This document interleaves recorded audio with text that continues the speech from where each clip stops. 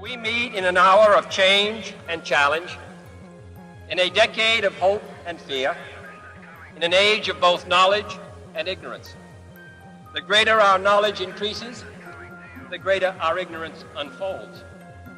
No man can fully grasp how far and how fast we have come.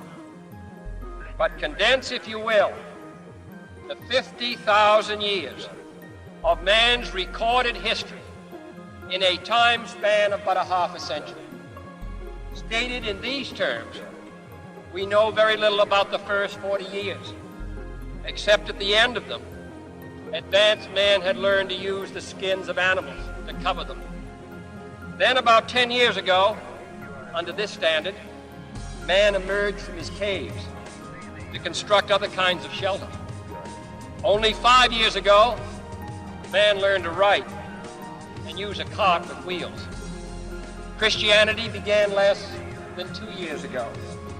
The printing press came this year. And then less than 2 months ago, during this whole 50-year span of human history, the steam engine provided a new source of power. Newton explored the meaning of gravity. Last month, electric lights and telephones and automobiles and airplanes became available. Only last week did we develop penicillin and television and nuclear power.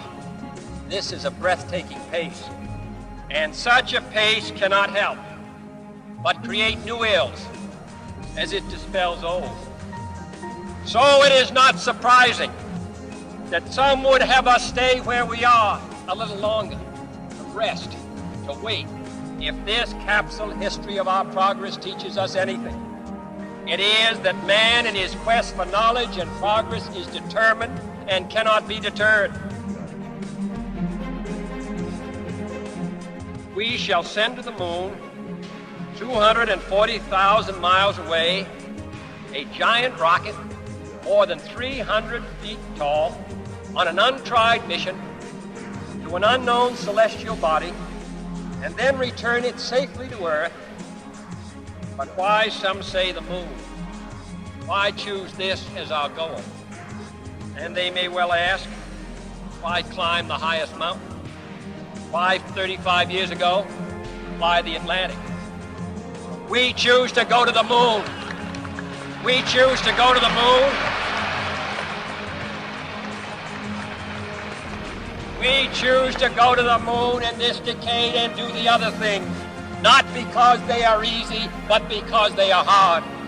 Because that goal will serve to organize and measure the best of our energies and skills. Because that challenge is one that we're willing to accept, one we are unwilling to postpone.